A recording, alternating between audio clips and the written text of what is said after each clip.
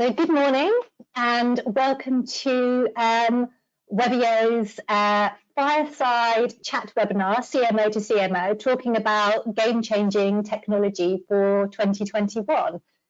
So what are we going to cover today for you? Well, what we want to do is start with a reminder of the top challenges facing B2B technology marketers. Aside from the global pandemic that we're all in now, those focuses are pretty much the same year on year, that need to unlock revenue, cut through the noise in the marketplace, deliver against competition, and ultimately drive ROI from all of the activities that they're running.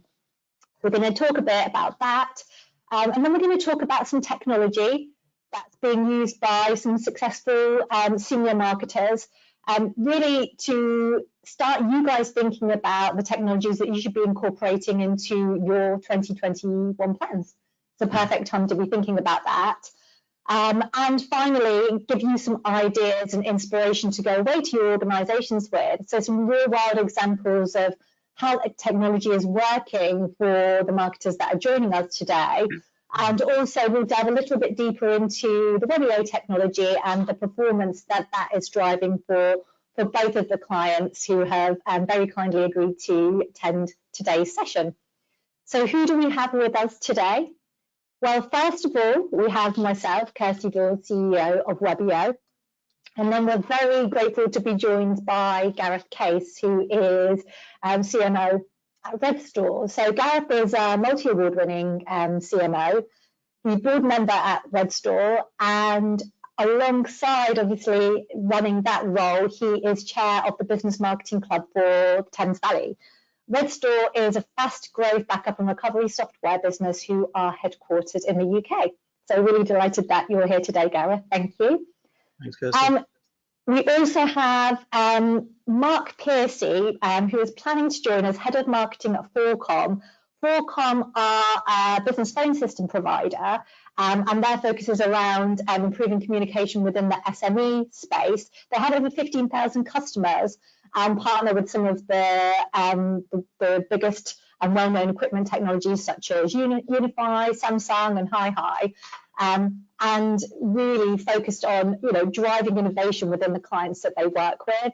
Mark has an extensive digital background and is also equally as ROI focused as Gareth is. Now, unfortunately, Mark has been called away to an urgent board meeting, so is unable to join us today. So we are very fortunate that Jade, who is marketing exec at 4Com, has stepped in on his behalf to support us in answering some of the questions that he was going to answer. And we also have Chris Ashley-Mans, who is our CMO at Webio, who spoke to Mark prior to us running the fireside chat to get some of the answers that he was going to give us. And so Chris will actually be answering some of the questions that we were going to have for Mark. So that's who we've got joining today. And now we're going to move on to talking about game-changing martech. We all know that martech has made a huge difference to us within our organizations when it's done right. We also know that it can be a massive headache and pain for us when it isn't. So we need to make the right choices as a business. We need to make the choices around technology that is fast to implement, easy to use, and ultimately can prove that we're driving increases in performance into our organizations. So I'm going to start off with asking Gareth some initial questions around your own martech stack at Redstores. Really just for you to tell us what are the key elements that you have within there and what make the most difference to you and your team's performance from a martech perspective. Thanks, Kirsty. Yeah, I guess it's a bit of a weird one. So, I mean, I've worked for businesses large and small through my career, and I think weirdly in the smaller businesses, I've found that we've had a more sophisticated martech stack than we've had in the bigger businesses. Probably due to the fact that I think smaller businesses are a bit more agile and able to test new technologies a lot quicker and more efficiently than larger organizations. Plus, they don't have that procurement issue to go through in terms of onboarding new technology. I heard an interesting stat last week that 57% of all new technologies that are brought into a business are kind of brought in under the radar, and they're starting to be used by marketing teams and other people in the organisation before they actually go through the official approval or purchasing process, which is interesting. So I joined Redstore just over 2 years ago. As I said, walked into a pretty good martech stack. We've got HubSpot at the center of pretty much everything from a lead management point of view. We also use Microsoft Dynamics as our CRM platform. We use Lead Forensics, which I know is a sister company of Webio. For those that don't know, that does a kind of reverse IP lookup to tell us who's looking at our website at any given time. So the sales guys are regularly in the back end of that platform, seeing which of their prospects are online. We're a Webio customer, which is obviously why I'm here today. We also use a product called Turtle, which we use for content production and analytics to see how people are engaging with our content. From a data point of view, we've got access to tools like Zoom, Info, and Discover.org, so that we've got accurate data that we can market out to. We use Wistia from a video hosting point of view. We've got some video conferencing tools. We use RingCentral predominantly to run our webinars on. And we've got tons of website tools as well, including Webio. We use SEMrush for search engine optimization. We use Screaming Frog. We've got Cloudflare. We've got Intercom, which is our tool we use as a chatbot. And I think there's a lot of progress that's been made in that field over the last few years. And we're using that in earnest at the moment and seeing some really good results from our chatbot. And then at the center of all of that, we've got Power BI, which I use as a data visualization tool, which gives us access to all of our analytics from conversion rates through to monitoring campaign performance and seeing what revenue that brings in. If you ask me what really makes a difference to team performance, we kind of ask two questions when we take a tool on into the team. Will it deliver more revenue, and will it make the team more effective? And if you can answer those two things and the cost isn't prohibitive, then taking that tech into your stack becomes almost a no-brainer. Yeah, that makes sense. And so to go back on that point then, and listening, because obviously you've got, a very vast technology stack. How important is integration? Yeah, integration is really important. It's something we're working on with you guys at the moment in terms of integrating Webio with HubSpot. We're also working on integrations with other technologies and platforms, but in terms of being able to pull that data together centrally, being able to dip into the CRM system to see what's happening from a sales point of view, linking that back in with HubSpot to see where that lead originated from, so that we can start drawing things like conversion rates and lead sources and all that kind of stuff out, and just getting all of the platforms talking to one another is of utmost importance. We get massive efficiency gains if we get all the platforms talking to one another. Great. And I heard you talk about some technologies that to some of our audience here may be new, so things like Turtle. If anyone has any questions at the end and wants to ask about those technologies, please just put that in the chat, and we can answer some more detailed questions around those, because I know I'm always one for having my ears prick up when someone mentions something new that I'm not aware of. So please do ask questions in case I don't ask the right ones. So is there anything new that you've explored recently or tested recently that you've seen start to deliver results? I mean, we're always on the lookout for new tools, to be honest, Kirsty. So I'm always happy to speak to new vendors about new technologies that are coming down the line. I think the things that we've tried recently are extensions of current solutions that we're already using. So we've been using LinkedIn, for example, for a long time in terms of sponsored content and in-mails. And we've recently launched a campaign using their new conversational ads feature, which is brilliant. So it looks like an in-mail has been sent to a prospect, and you build a workflow on the back end of the system so that it gives the person a couple of different call to action. So they could click, for example, find out more, show me your case studies, or book a meeting. And you build the workflow so that when they click on one of those options, it looks like there's someone typing like a good bot would.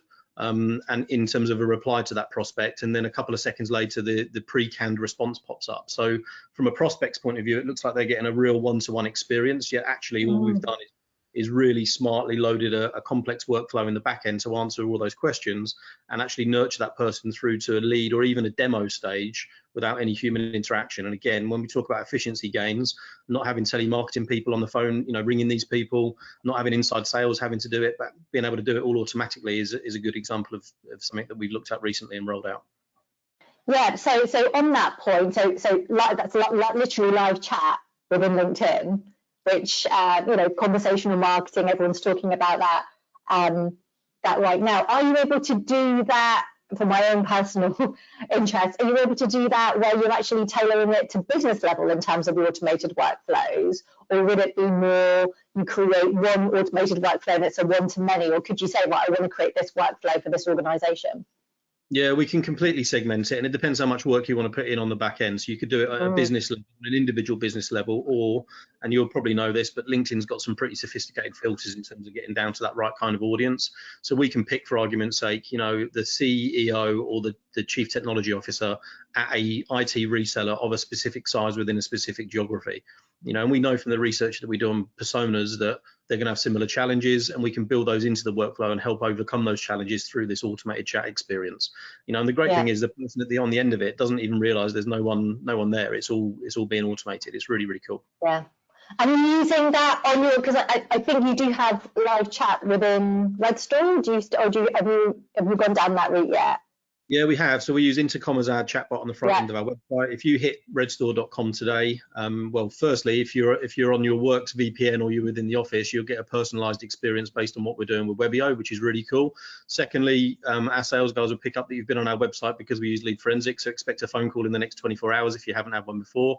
And thirdly, the Intercom thing really is a way for us to try and reduce that human interaction and get people to the part they want to get to as quickly as possible. So rather than having to navigate through the site, we've got a few calls to action on there. One is, I want to back up Microsoft 365. Another one is I want to resell Redstore. They then take you through to a page with a very clear call to action.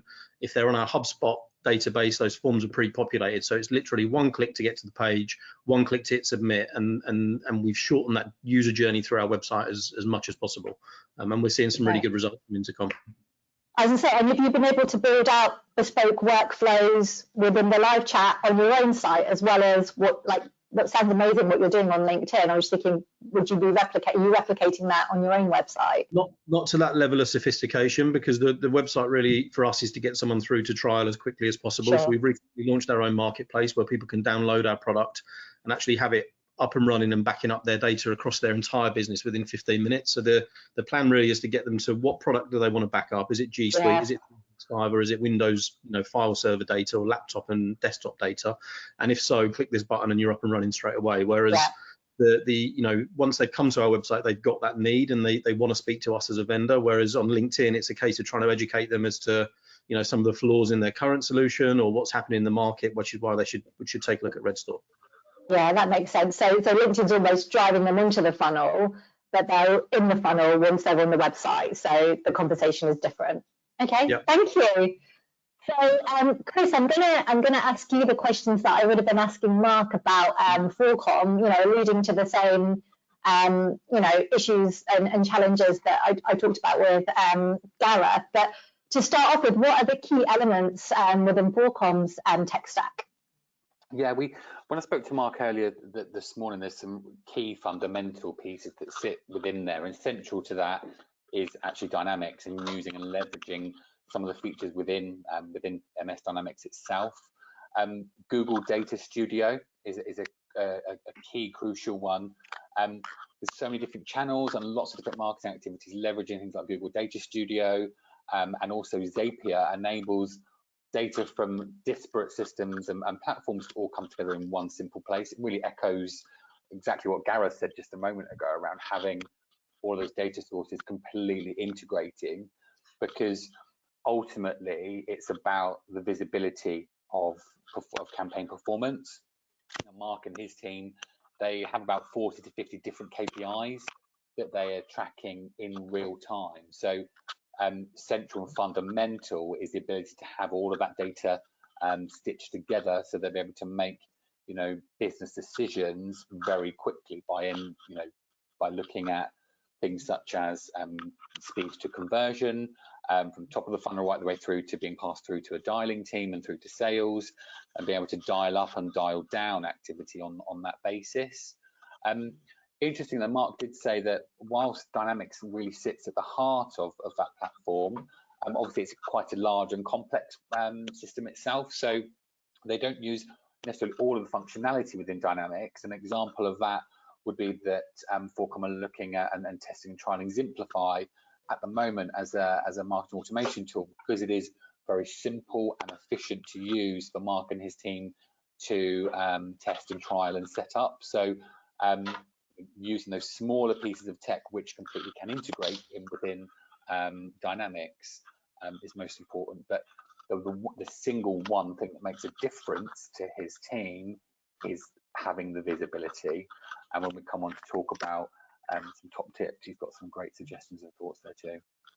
Okay, so just going back on that then, so obviously Dynamics sits at the centre, so are the team at Forcom using an ESP then to drive out their outbound like reach out campaigns by email if they're not using the marketing automation platform?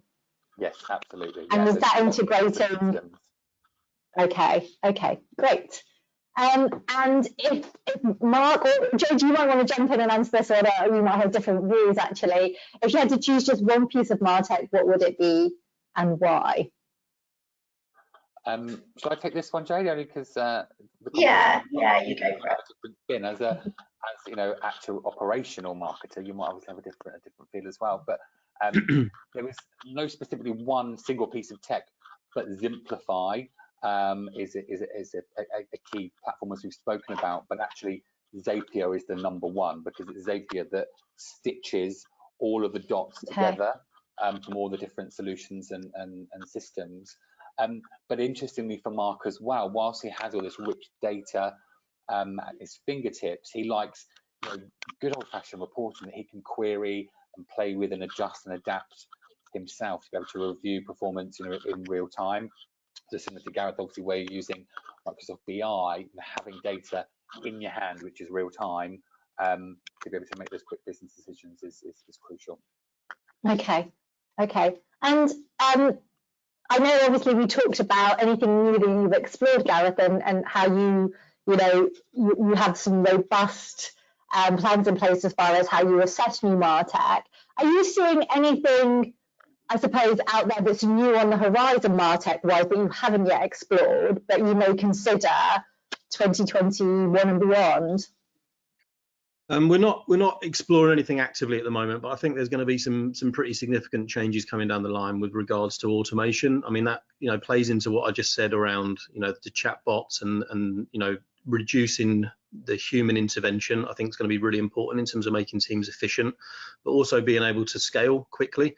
How could we ever have 1,000 LinkedIn conversations with a team of 5 inside salespeople? You couldn't, but you can do this now immediately, within seconds. So the automation side is going to change a lot. I had a really interesting chat with an IDC analyst as well the other night, who said that within 6 or 7 years from now, video conferencing and collaboration tools as we know them today will be completely unrecognizable, and that there's going to be a much deeper use of things like augmented reality, data visualization. We'll be pulling charts around in the background and showing our, especially with COVID, and COVID's really accelerated that. I think we've seen across the collaboration tools, things like Teams and Slack and those sorts of tools, there's been 5 years worth of adoption in the last 6 months.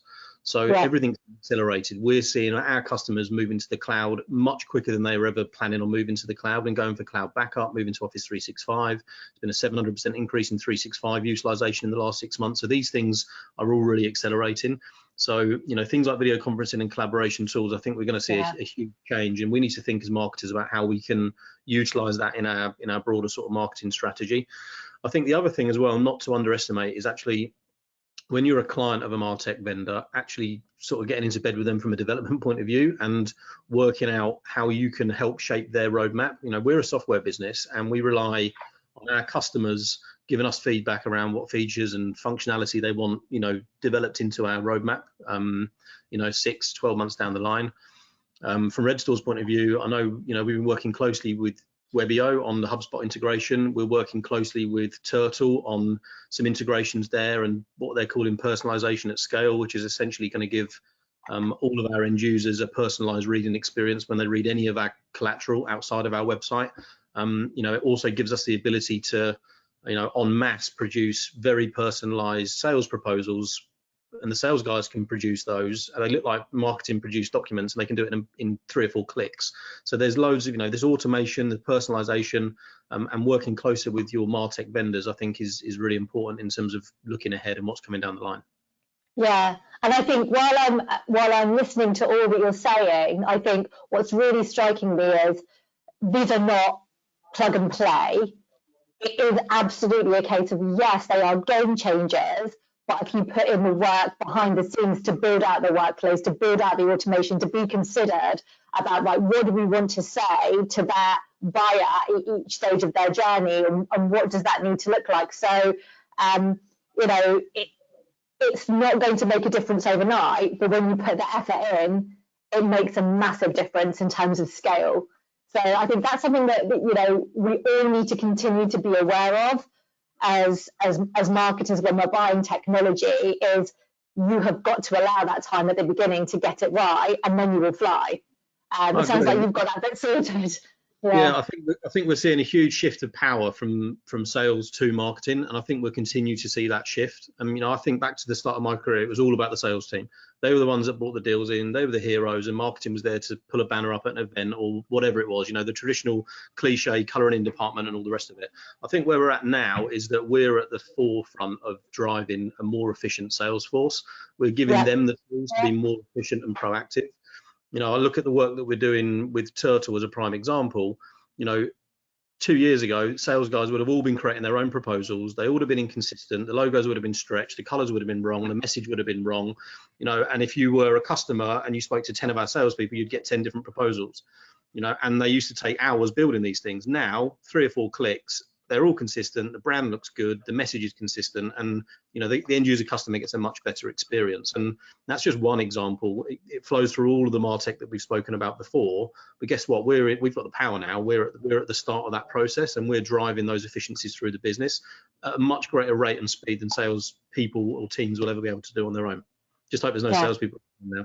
Well, no, I think every salesperson would probably say hooray. I know ours do, because the last thing a salesperson wants to do is spend time building something. If they can just add to that and actually be in front of customers, whether that be by powerful video conferencing or face to face at some point, that's where they want to spend their time, not creating. Right, and it comes down to the analytics as well. If we can go to a salesperson, or a salesperson can go and find the information themselves through something like Power BI to say that a prospect has been on the website for 2.5 minutes, they've looked at these pages, they've downloaded their proposal, they looked at the 2-minute video for 1 minute and 30 seconds, they've read the executive summary but they didn't read something else, and give all of that insight before they pick the phone up, or before they've chosen who they're going to pick the phone up to. How much more effective does that make a sales team?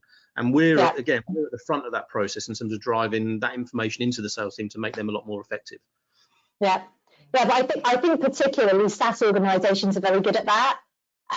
They will go through a very considered cadence before they would let a salesperson actually talk to a prospect. They would, go through quite a detailed qualification process. And then, the salesperson is just spending their time doing what they're doing best. And it sounds like that's what you're focused on at Redstores, which is great. So question for Chris or Mark, around how you're measuring your ROI on your MarTech. Mark's able to do it incredibly effectively and in real time, which is really important because of all their different MarTech, and also back-end systems are all completely integrated. With any minute, Mark is able to track, what's the turnover per pound spent on marketing channel. But interestingly, in his words, the turnover is vanity, but profit is sanity. And all of the reporting and data that Mark and his teams have access to, it also measures profit as well at the same time in real time. So that is the key measure. So yes, tracking turnover, but also profit is incredibly simple. And that's right back to MarTech spend, so they can look at what they're investing on all of their technologies and measure the profitability of that technology. Absolutely, everything is completely tracked in there. So which is a marketer's dream actually, to be able to have it in real time too is a bigger bonus. Okay, and again, another question. So prioritization of technology, just really some tips, any tips that I suppose let's go with what Mark would have said first, Chris, just to help fellow senior marketing leaders make decisions, because going into 2021, they'll have vendors, just like Webio, vendor letters saying, right, you need to get your tech sorted for next year, you need to have this, you need to have that. How do you make the right choice? Mark has 3 key criteria that he uses: speed, efficiency, and quality. So by speed, it's not just about how quick a new piece of technology is going to be able to be implemented. It's how quickly can they see the impact that it is making on getting in front of more prospects or better, stronger conversions on the phone.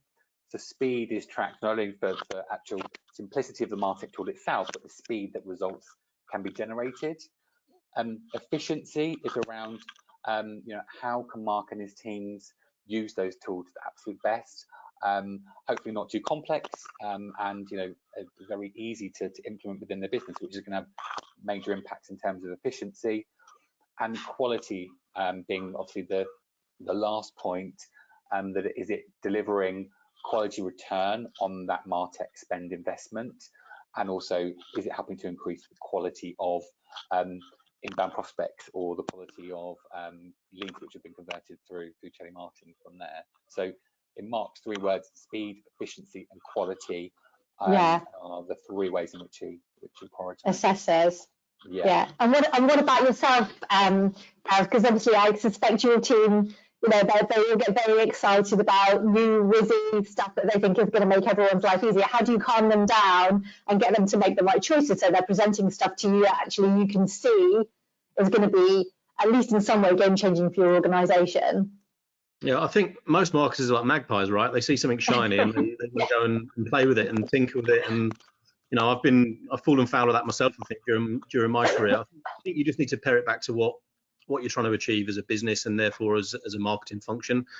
When I joined Redstore, we were lacking the data to be able to make the right decisions. And I echo everything that Chris has said on behalf of your client. It's all about having that data at your fingertips. We've invested a ton of time, money, and resource in now being able to report accurately across every single metric. And by the way, if anyone on the webinar wants to see what we've done, feel free to connect with me after this call and I'll show you on a 15-minute webinar, because it's really quite impressive. But what it means is we've got the power then to make decisions on stuff. It means that I can look at our conversion rates before Webio and after Webio, before lead forensics, after lead forensics, before Turtle, after Turtle, and see those efficiency gains in conversion rates from MQL to SQL, SQL to op, opportunity to won or lost, win rates versus lose rates, every single metric across the entire sort of sales funnel, and lead sources.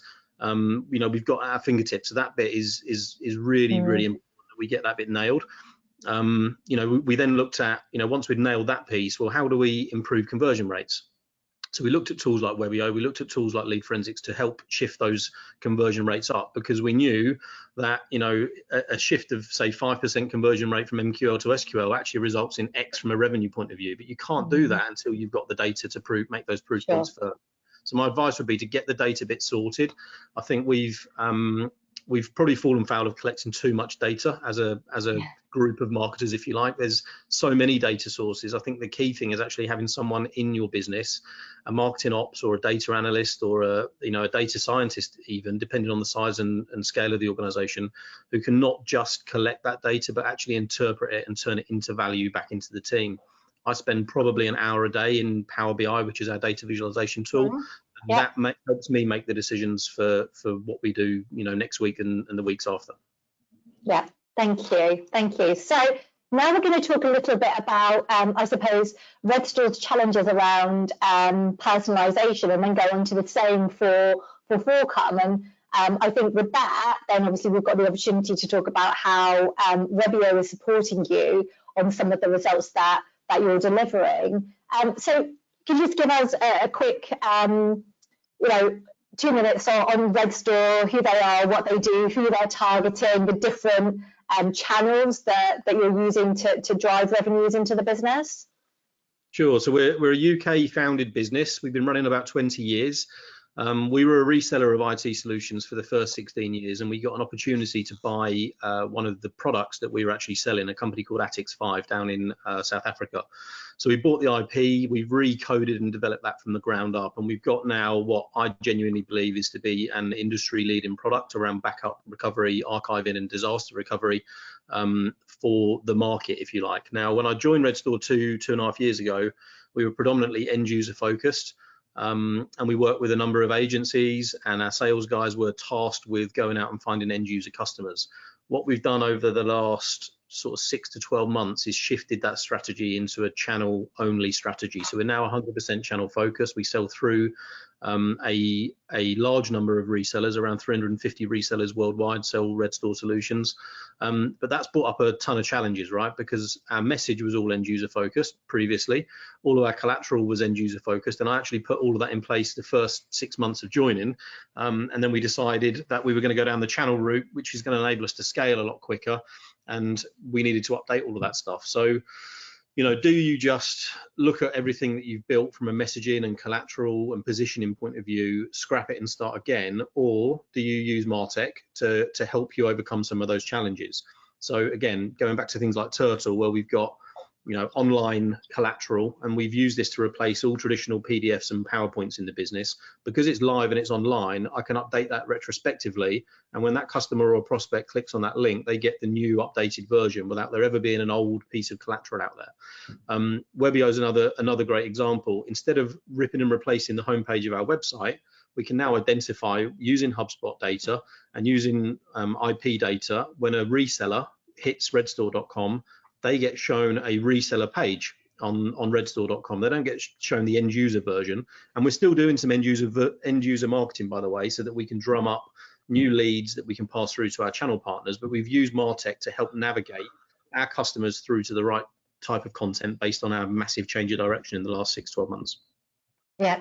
So obviously we've brought to life here how Webio is informing that. So if we go back, we've got the core website, the generic version, and then when a managed service provider hits the website, a channel partner, for you guys, what they see, and then equally, because you're looking to drive leads to your channel partners, what an end user would see as well.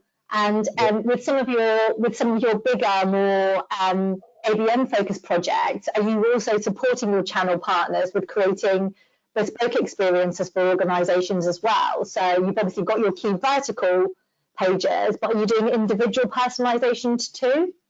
We've done a bit of that as part of ABM campaigns. So we ran a campaign for 150 Microsoft partners who we wanted to attract to sell Redstore solutions. We produced a personalized video. So it was a one-to-one video. So if you open yours up, Kirsty, you say, "Hi, Kirsty, it's Gareth here from Redstore. We know that you're a Microsoft partner and you've got these challenges. Here's how we can help you out. 1, 2, 3. Click here." And that was delivered within Turtle as an embedded video. Then when that person hit the Redstore website, they get presented with a Microsoft friendly page, as opposed to it being a generic homepage for Redstore. We've also then done it from an end user point of view. So again, instead of having to manage and update tons of industry specific pages, which is the old way of doing it, now if you're an accountancy firm, for example, and you hit redstore.com, on redstore.com's homepage, you'll get a load of accountancy relevant information. There'll be 3 case studies on there from accountancy practices that we work with, how we work with the FCA to ensure compliance and data regulation. The fact that 20% of the top 100 accountancies use Redstore, you go on there as an accountant and you think, wow, these guys only deal with accountants. Then you hit redstore.com as a legal practice and you get a completely different version of redstore.com and our website experience. We've seen, and I'm sure you're going to show some stats, some huge increases in engagement on the website, in conversion rates on the back end once they've gone through that journey on the website, and also reductions in bounce rates as well, which is obviously a nightmare for anyone in marketing. Yeah, so I mean, you're right. I mean, I think we know, and I bang the drum very hard about this, because I wouldn't be working at Webio if I didn't believe that personalization was a game changer in all types of marketing. As consumers, we live it and breathe it every single day. So our B2B buyers are going to naturally expect it. So when we talk to our clients, you know, you feel passionately about, you're like, yeah, we've got to personalize. I think everyone believes that they need to personalize to create the right experience for their buyers. But what is most powerful about this is that actually, when you do personalize, you can genuinely see the uplift. So if you think about, okay, an MSP goes onto the website, they get an experience just for them straight away without having to share any data. The same, we talked about legal practice. That is great customer experience on its own. But if that's driving a 96% increase in demo requests or on-site conversion, then that, you know, that's proof itself, isn't it, that personalization is delivering a result. And I suppose my question to you would be then, you know, if personalization is that powerful, why do you think many organizations aren't doing enough of it? I don't think they know how. I think that's the challenge. You Yeah. know, the old way of doing it was, you know, tons and tons of web pages and tons of time spent on personalized emails and content for a specific customer or specific persona. You know, now we can do that almost in an automated fashion. It comes back to what I said earlier. There's a piece of work up front. Don't underestimate that. You know, and even with Webio, you know, we need to set the imagery, we need to set the message for those types of organization. But once that bit of work's done, the maintenance side of it is so small, and you know, the team can almost just leave it running in the background, and we know that, you know, all of those customers then are going to get that personalized experience. So, you know, that putting the effort in every single time you want to run a campaign just disappears, because it's, you know, the brunt of the work's done up front, and we've now got this wonderful web experience for all sorts of different industries, all sorts of different business types. And I think, you know, over the next 2 or 3 years, that level of personalization is going to get a lot more granular, a lot deeper on an individual basis, not just on a customer basis, but actually identifying, you know, specific job functions or even specific individuals, and serving up a web experience or a collateral experience that's completely unique to that person. That's when the pot of gold's there for all of us, I think. Yeah, I think that's why the integrations are so important, because, you know, Webio, just plugging in Webio tomorrow will give you the ability to serve personalizations at organization level. But if you can tie that back to a personalization which is for, you know, a retail business, but the HR director within retail, for example, and you're actually talking to that individual, not just based on their job function, but also where they are in funnel stage. And so within the same business, 3 different decision makers could get different personalizations. I think we could almost get to the point in B2B where we're further ahead than our B2C colleagues, which isn't something that happens very often. We're behind the curve. But the fact that we can personalize from the off and then take it through to individual level, I think is, you know, hugely exciting. People remember it as well. You know, I'll give you a really quick anecdote, and it's a stupid one, and it doesn't really relate to technology, but about 10 years ago, I visited a data center business, and when I went in, they said, would you like a tea or coffee? And I said, yeah, I'll have a coffee. How do you take it? And I said, black with 1 sugar. I went back 2.5 years later, and when I pulled up, they had a little plaque with my name on for where to park my car. And as I walked into reception, the receptionist passed me a coffee, and I said, have you got any sugar? She said, there's already one in there. And it was that, wow, they recorded my coffee preferences on their CRM system, and 2 years later knew how I took my coffee and just served it up. And it's like, that's amazing. If we can do that from a content point of view or from a web experience point of view, people remember this stuff, and guess what? They keep coming back for more. 100%, 100%. That's ABM, isn't it? And that I think that's why the website is like so important. It's like we're investing all of this time and effort in creating great experiences across all of our other activities. We need to make sure our website lives up to those. Thank you. Okay, we are a few minutes left, Chris. So I just wanted you, I suppose, and potentially Jade, to chat a little bit about how Fullcom are using personalization with Webio. We've got here obviously the core version of the Fullcom website, and then I'm going to show 2 versions that have been personalized, again, on the fly using Webio data. So we primarily personalize based on the industry sector. So you can see here we've got manufacturing and education, and our high product, our business phone that we sell, that because it's the main part of the phone itself is the tablet, so that lends itself to imagery. So this is the homepage of the Hi website. where we've actually inserted those industry specific images into the phone. So the personalization has become part of the product, which just we feel improves the overall experience of anyone going to the website. And obviously, then we have personalization on the contact page and the contact success. So it's the whole journey all the way through. And primarily, we have these changes above the fold. So it's the key sort of text changes there you can see, and then the main image change. And we do have others, mostly text changes across the website. But it's such a so just having like the image itself, basically the original version of the website is video, so just having the image itself a static image, it's so easy for us to be able to change that based on who we want to target, like with the different sectors, the different industries. And the work required from us is basically sourcing an image or asking someone in our video team, our photography team, to take a relevant industry photo, and then suddenly it just changes the whole feel of the website, and you're targeting those specific industries, and they feel like, to me, it makes, I think I'd feel special if I was seeing that. If I worked in construction and I saw that, I'd be like, oh wow, that's incredible. And that follows the whole way through. If they send in a form and then the contact success page, it doesn't just stop there, like it goes the whole way through. And across the website there are more subtle changes, personalization wise as well, but those are the key ones that we have at the moment, and they are industry specific.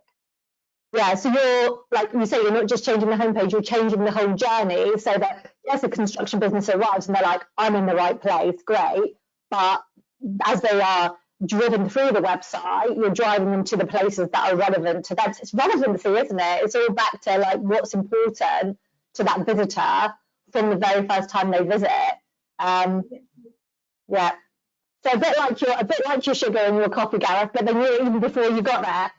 So yeah, very powerful. So yeah, I mean, you're getting some great results on the Fullcom website. I mean, I always look at the conversion one. That's the one that excites me the most. But the 130% increase in on-site conversion, obviously, very powerful just from that personalization. Okay, so time-wise, I think we need to come to an end. But I just wanted to check if there were any questions for Gareth, Chris, Jade that have been submitted in the chat. Just the one question. So we've got, what should my martech stack specifically look like for 2021?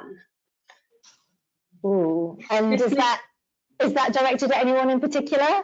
No, that's just a general question. I think probably maybe the main piece of martech that's kind of going to be essential going forwards. Gareth, do you want to maybe jump in on that one? Yeah, I don't mind. Yeah. I think I mentioned earlier the data thing's really important, so it's key to get that bit in. I don't think there's a stock answer for that. I think it depends on the type of business you are, what you're selling, what your audience looks like, how you want to engage with that audience. I think there's a ton of questions you need to ask before you define what your martech stack looks like. But one thing is for sure, we are moving into an area of increased personalization, and that gets increased results, and that's just a fact. And it's, you know, regardless of all the other factors outside of that. So tools like Webio, tools like Turtle, tools like lead forensics, you know, and then specific ABM campaigns targeted at small niche audiences is where it's heading in terms of, you know, increasing those results and ultimately increasing revenue, which is what we're all here to do. You know, I said earlier, look at a couple of things. Does it improve efficiency within the team, and does it increase revenue? And if it's not cost prohibitive, then go ahead. You know, tools like Webio, and I probably shouldn't say this in front of Kirsty, but you know, the cost is almost negligible. You know, it paid for itself within 4 or 5 days of us launching it, because you know, it's relatively cheap to get on board. It's quick to implement, and we saw results almost straight away. Why wouldn't you implement a tool like that? You know, and there are other tools out there, obviously, that are similar in that sense. So, you know, look at what your objectives are. Look at those 3 things specifically in terms of cost, increased efficiency, and can it drive revenue? And if the answer is yes, just get it in and play with it. You know, we're in this world now where it's incredibly agile. It's quick to demo and trial these types of products, and you can work out very quickly whether they work or not. Thank you. Great answer. And Chris, I'm going to ask you this quickly. We've got 1 minute to answer as CMO of Webio. I think It's about looking at that. There's been lots of talk about the martech spines. You've got to have your fundamentals in place. So yes, you know, your CRM, maybe your email platform or your marketing automation platform. But then it's about, you know, what are those other tools which are going to make the biggest difference. Is as you know, from CMO to CMO, is your challenge around reporting and going back to Gareth's point about you need to get your data right in the first place and having visibility of that data right. So if that's one of your key challenges, try and find a piece of tech which is going to solve that piece first.